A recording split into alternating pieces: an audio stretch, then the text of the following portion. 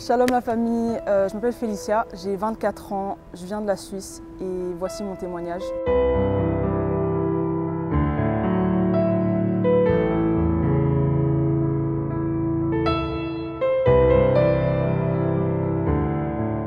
Je suis née en Suisse, d'une mère qui est moitié allemande, moitié anglaise et d'un père qui est suisse. J'ai grandi un peu en Angleterre, un peu en Suisse.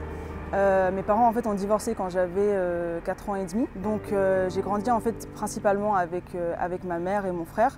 Et mon père en fait à ce moment-là habitait beaucoup en Angleterre. En fait ma mère elle a beaucoup dans ses croyances en fait c'est beaucoup dans tout ce qui est la médiumnité, les cristaux, etc. Depuis un très jeune âge en fait, depuis justement le divorce de mes parents, je l'ai pas forcément très bien vécu.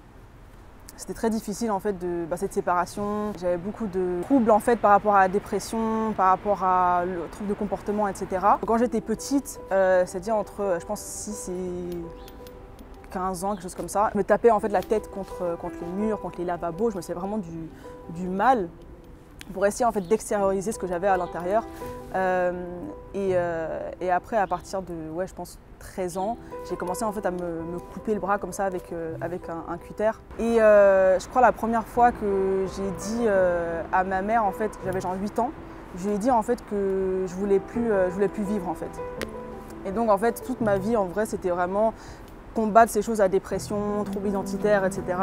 Un peu trouver qui j'étais, je me sentais pas vraiment à ma place, j'étais pas vraiment à l'aise. J'étais très garçon manqué aussi, jusqu'à un point où, en fait, je crois quand j'avais genre 11-12 ans, on me posait la question, si t'es garçon manqué, etc., est-ce que ça veut dire que tu veux devenir un homme, en fait? Et du coup, je me disais, oui, et du coup, quand j'avais à peu près 12 ans, je suis arrivée en école secondaire, et j'ai commencé à demander aux gens de m'appeler par les pronoms il, lui, ce qui n'est pas trop passé du coup à l'époque. Et donc j'étais harcelée à l'école, on me maltraitait beaucoup. Et donc en fait ça a juste approfondi en plus ce sentiment en fait d'être seule, d'être isolée, de ne pas être à ma place. Mais en fait assez naturellement, disons, en fait je suis sortie de cette phase et en fait j'ai commencé à m'accepter en tant que femme, en tant que qui je suis. Et après quand j'avais à peu près 14-15 ans, j'ai commencé en fait, à avoir des grosses attaques de panique où vraiment ça me paralysait, je ne pouvais plus aller à l'école, j'avais 4 ou 5 attaques de panique par jour, ce qui voulait dire que je ne pouvais plus vraiment aller à l'école. J'ai commencé à aller le matin et après l'après-midi, je rentrais chez moi ou alors j'allais chez le médecin, etc. Quelque chose que je combattais beaucoup. Et surtout, en fait, on ne savait pas exactement pourquoi ça se passait. On ne comprenait pas d'où venaient ces crises d'angoisse, on ne comprenait pas pourquoi il n'y avait pas vraiment d'élément déclencheur en fait, qui a causé ça. Et du coup, en fait, j'ai juste appris à vivre avec, j'ai compris en fait comment identifier quand ça allait venir, etc. Mais il n'y avait pas vraiment de réelle solution à ça. C'était juste vraiment des manières de comment gérer, mais pas de solution pour totalement les enlever. Il y avait vraiment un élément déclencheur en fait où je sortais beaucoup, je faisais beaucoup la fête. Comme j'étais à l'université en Angleterre, c'était dans une ville tout au nord qui est vraiment connue pour la boisson, pour la fête, etc. Et donc je sortais beaucoup en fait pour combler un peu ce vide que j'avais. Et même si en fait j'avais beaucoup de connaissances, beaucoup de gens qui me connaissaient, j'avais pas vraiment beaucoup d'amis, je me sentais quand même très seule en fait. On me connaissait beaucoup sur mon campus, il y a beaucoup de gens qui m'appelaient Tantine parce que je m'occupais un peu de tout le monde. Mais en fait j'avais toujours le sentiment d'être seule, de sentir que je n'étais pas à ma place, je ne savais pas comment m'ouvrir aux gens, je faisais confiance à personne en fait. Et en fait, je comblais ce vide, je sortais beaucoup, je buvais beaucoup, je fumais aussi beaucoup de cannabis aussi. Je couchais aussi avec beaucoup d'hommes, c'était plus fort que moi. Il y avait quelque chose en moi en fait qui me poussait à faire ça. Et par exemple j'étais en boîte et je me dis je vais rentrer, et au lieu de juste rentrer toute seule, je me dis toi viens, on y va. Mais pour moi en fait c'est vraiment ce truc de la libération de la femme, moi je fais ce que je veux de mon corps, etc. Et après en 2019, j'ai rencontré quelqu'un avec qui on était, comment on appelle ça, genre des amis avec bénéfice, donc amis plus. Et du coup, on passait beaucoup de temps ensemble. En fait, j'allais beaucoup chez lui, il venait beaucoup chez moi. On couchait ensemble, mais sans de relation en tant que telle. Et en fait, il y avait beaucoup de moments comme ça où où on était ensemble. Et en fait, il se forçait en fait sur moi. Donc il y avait des moments où moi je voulais pas et je disais non, mais en fait il continuait quand même. Si je lui disais que non, je veux pas, il piquait un peu une crise, il me faisait culpabiliser. Et après en fait à côté de moi, genre, il se masturbait en fait quand j'étais à côté de lui. Et en fait ça m'a vraiment beaucoup marqué. C'était vraiment en fait un abus psychologique où il me traitait mal, il me parlait mal, il abusait de moi en fait physiquement aussi, enfin sexuellement plutôt. Et en fait ça m'a vraiment impacté en fait sur ma manière de voir le monde, de vivre. En fait c'était très compliqué de vivre avec ça, mais encore une fois en fait c'était comme si il y avait une déconnexion en fait entre ma tête, mon cerveau et ce qui se passait dans mon corps et ce qui se passait dans ma vie. Ce qui fait que sur le moment, je ne me rendais pas compte que ce n'était pas un comportement qui n'était pas correct. Je donnais toujours des excuses, j'essayais d'expliquer dans ma tête que « Ah, mais il est comme ça, je sais pas quoi, je sais pas quoi ». Suivant ça, en fait, en 2020, j'ai commencé à avoir vraiment… ma santé mentale a commencé vraiment à détériorer. J'étais de plus en plus dépressive, je commençais à avoir des hallucinations. Donc quand je me baladais dans la rue ou quand j'étais par exemple dans le bus, j'avais comme l'impression en fait que tout le monde se masturbait. Et ça me rendait folle en fait parce qu'à chaque fois je me disais mais du coin de l'œil j'ai toujours l'impression que les gens faisaient ça et c'était vraiment un sentiment très pesant en fait de sentir que les gens faisaient ça. Et je le voyais vraiment partout et j'étais pas à l'aise, je me sentais vraiment oppressée. Suivant ça, en fait, justement, ces hallucinations, le fait que j'étais très déprimée, j'avais beaucoup d'angoisse, etc. J'ai essayé en fait de me suicider. Donc, c'est-à-dire que j'avais des somnifères et en fait, j'en ai pris plein et j'avais bu de l'alcool, j'ai pris des somnifères. Et j'ai essayé en fait d'en finir avec ma vie. Et en fait, après ça, je crois que je suis restée à l'hôpital pendant seulement une semaine. Et après, je suis un peu retournée à ma vie normale, en fait, si on peut dire ça. De l'extérieur, en fait, personne ne pouvait deviner que je traversais tout ça. Parce que, en fait, à chaque fois qu'on me voyait, c'était grand sourire. Après ça, j'ai commencé à avoir une thérapeute. Donc, on m'a mis en fait dans un hôpital. J'allais en fait une fois par semaine. On m'a diagnostiqué quelque chose de personnalité borderline. On m'a dit que j'ai ce qu'on appelle en anglais le PTSD, c'est donc le stress post-traumatique. Ce qui explique justement toutes ces hallucinations, ce que je voyais, etc. La dépression, l'anxiété, l'angoisse. Et en fait, justement, ce truc de personnalité borderline, il me disait, mais c'est partie en fait de ta personnalité. Donc en fait, pendant toute ta vie, tu vas devoir vivre avec ça, ça fait partie de toi. Et donc, tu vas devoir vivre avec ça et juste apprendre en fait à comment gérer. Mais il n'y a pas de solution, il n'y a pas de réelle guérison par rapport à ça parce que ça fait partie de toi, de ta personnalité, en fait, c'est l'essence de qui tu es. Donc tu vas devoir avoir ce sentiment de sentir seul, abandonné, se sentir en fait déprimé. C'est quelque chose en fait qui fait partie de toi. Et du coup, tu vas devoir en fait gérer ça comme il se doit. En novembre 2020, j'ai reconnecté en fait avec un homme en fait que j'avais rencontré il y a longtemps, en fait en 2017, sur un cours d'espagnol à Madrid. Donc en fait, on était ensemble selon le monde, etc. Donc on était vraiment copains-copines, etc. On couchait ensemble, enfin voilà. Et en fait, lui, comme c'est quelqu'un qui était chrétien, mais genre un pied dedans, un pied dehors. Donc il a grandi avec sa mère qui priait beaucoup, en allant à l'église, mais c'était un peu, voilà, une fois il est vraiment à fond dedans avec Christ, il est concentré, et après il retournait dans le monde, il recommençait à boire, à fumer, etc. Mais en fait il commençait à me parler de Jésus. Donc il me parlait de Jésus par-ci par-là, il m'expliquait qui c'était pour lui, il m'expliquait les choses. Et parfois on avait un peu des disputes en fait par rapport à nos croyances parce que lui il m'expliquait Jésus et moi je lui disais les énergies, les cristaux, tout ça, les esprits, qu'il y ait des bons esprits, des mauvais esprits, je sais pas quoi. Et du coup parfois on avait justement des disputes parce que moi je comprenais pas ce qu'il me disait de ce Jésus, etc. Mais je me suis dit pourquoi pas écouter, parce qu'en vrai, toute ma vie, j'ai essayé plein de thérapies, des thérapies dites traditionnelles, j'ai fait de la kinésiologie, j'ai fait du reiki, etc. Mais rien de ça a marché en fait. Donc j'ai fait plein de trucs, j'ai fait aussi de l'hypnose, etc. Mais aucune de ces thérapies ont pu en fait m'aider totalement. Et ça m'a peut-être aidé à gérer des trucs, mais ça m'a jamais donné une vraie solution. C'est toujours, tu vis avec ça et c'est comment tu gères la situation plutôt que d'avoir une vraie solution. Il y avait des moments, par exemple, où disons que j'étais à table avec lui et mon père, et peut-être que j'avais bu un verre de vin, quelque chose comme ça, et je disais, je vais aux toilettes. Je vais aux toilettes et en fait je prends un ciseau et je commence à me couper le bras, à me tailler le bras et après je reviens comme si de rien n'était.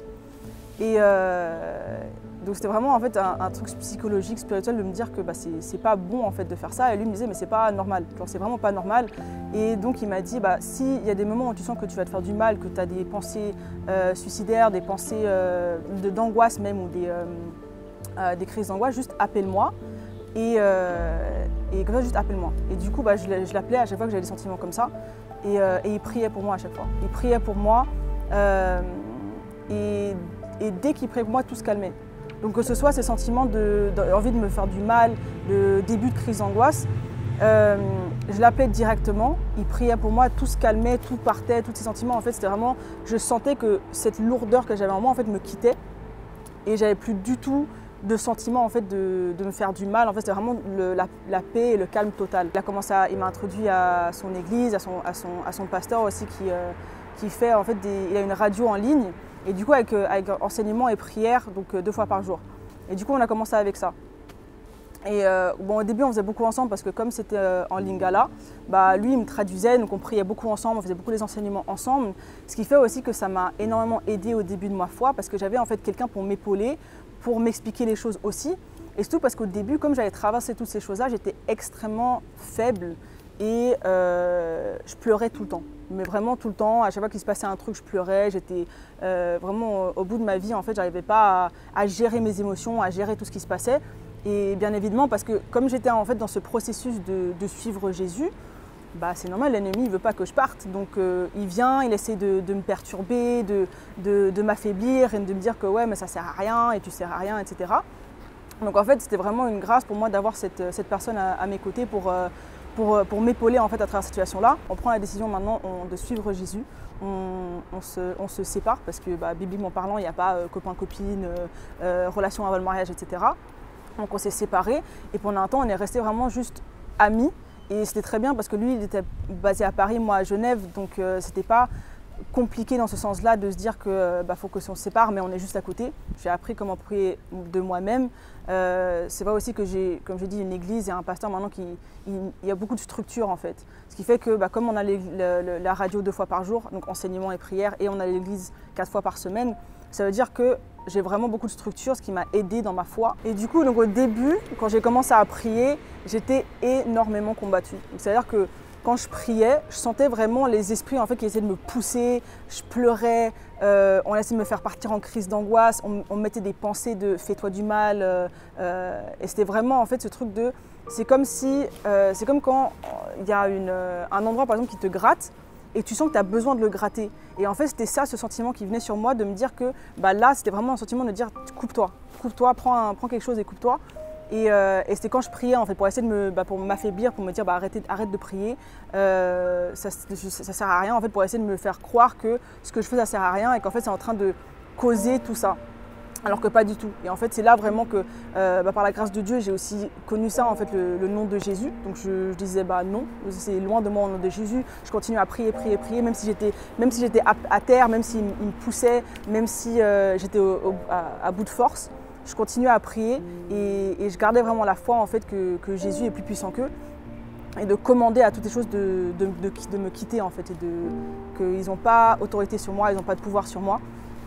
Et donc petit à petit, voilà, j'ai grandi dans ma foi, je passais beaucoup de temps à l'église. Et en fait, à chaque fois que je raconte mon témoignage, en fait, je trouve que c'est quelque chose de très puissant pour moi. Genre, je raconte à tout le monde qui veulent l'entendre quand je suis au travail, avec ma famille, etc.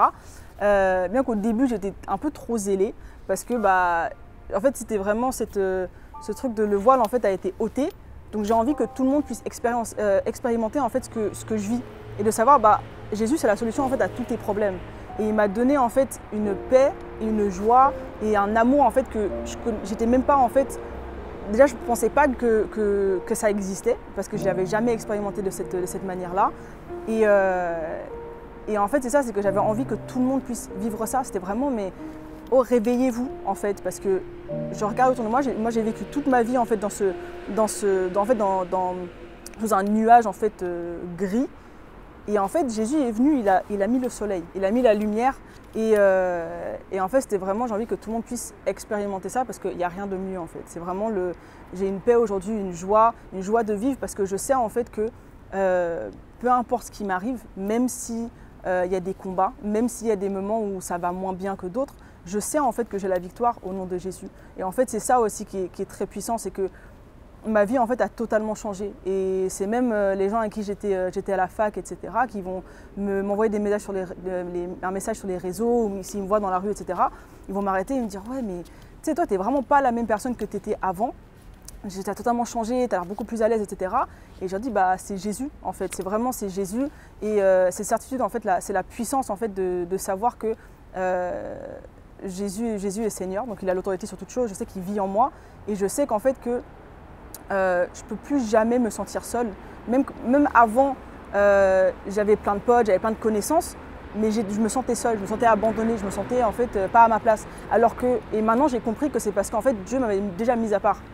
Et c'est pour ça que maintenant que j'ai vraiment trouvé ma vraie identité en Christ, je me sens plus du tout seule. Parce que même si maintenant il y a plein de potes en fait avec qui je parle plus maintenant, et je sais en fait que je peux plus jamais être seule parce que j'ai toujours Jésus avec moi.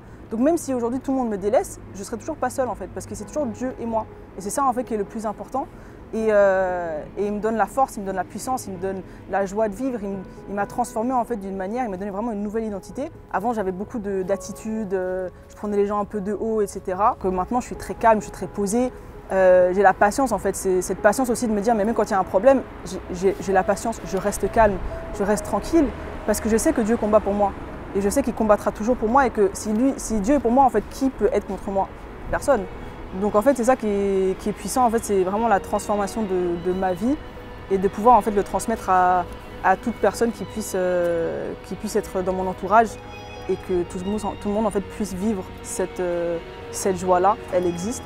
La paix, elle existe. Il faut juste faire un pas vers Dieu et Dieu fera un pas vers toi. En tout cas, ça c'était mon témoignage, que Dieu vous bénisse et que sa paix soit sur vous tous.